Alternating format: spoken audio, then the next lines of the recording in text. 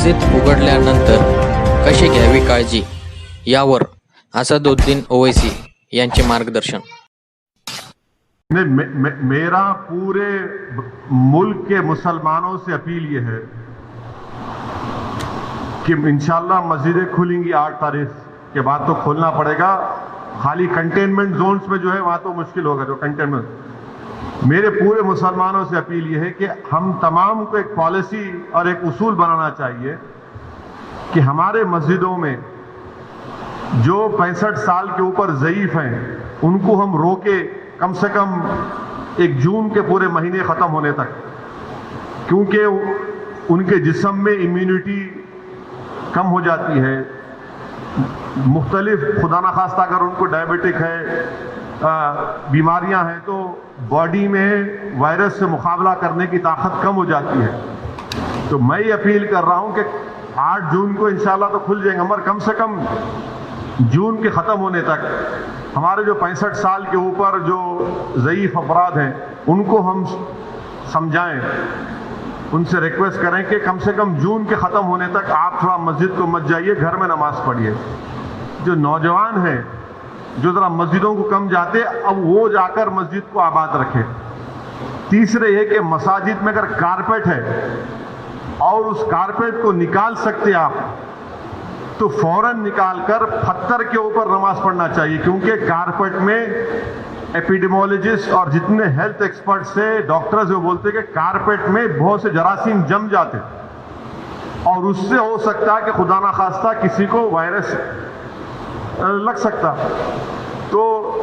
चौथी बात काम हमको ये करना चाहिए कि मसाजिद में बैतुल खला और वज़ू का इंतज़ाम ना रखें,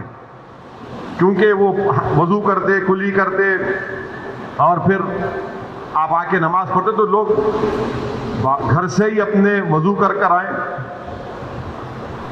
और नमाज जब पढ़ेंगे तो नहीं मालूम मुफ्ती इकराम को फैसला करना है कि अगर पूरी दुनिया में जहाँ जहाँ मसाजिद खोले गए, चाहे वो मस्जिद नबवी हो, हरम शरीफ मक्के में हो, या टर्की हो, या दूसरे मुकामात पर,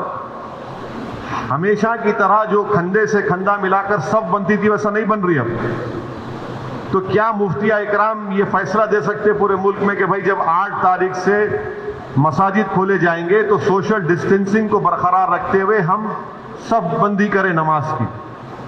ये हमारे मुफ्तियों को सोचना पड़ेगा कि कितना ये कर सकते क्या, क्योंकि मुख्तलिफ ममालिक में हो रहा है। तो मैं तो गुजारिश करूंगा हमारे उलमाओं से कि वो भी इसका फैसला कर ले। मगर दूसरे जो 4 चीजें मैं कहा हूं उस पर यकीनन गौर करिए आप। मैं किसी से नहीं कह रहा हूं कि मस्जिद को मत जाइए, मैं ये कह रहा हूं कि आप सही कह रहे हैं कि वायरस अभी बढ़ रहा है, वायरस खत्म नहीं हुआ है, वायरस बढ़ रहा है अभी। और खास तौर से जो हमारे 65 साल के ऊपर के जो लोग हैं और जो लोग मुख्तलिफ अमराज के शिकार हैं, जिसको किडनी की बीमारी है, हार्ट की है, लंग्स की है,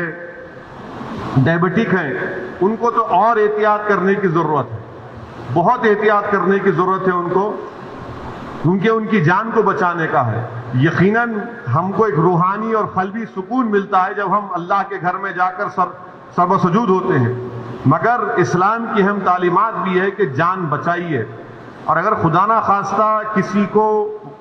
ये वायरस होता है तो फिर उनके घर वालों को, उनसे जो मुलाकात किए, फिर एक नया सिलसिला शुरू होता है ट्रेसिंग का। प्राइमरी कांटेक्ट कौन थे, सेकेंडरी कांटेक्ट कौन थे, ये मेरे एहसासात हैं। और ये उसी वक्त होगा जब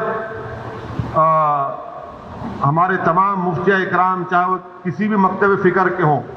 वो इसका एक इज्तिमाई तौर पर नोट लेकर सब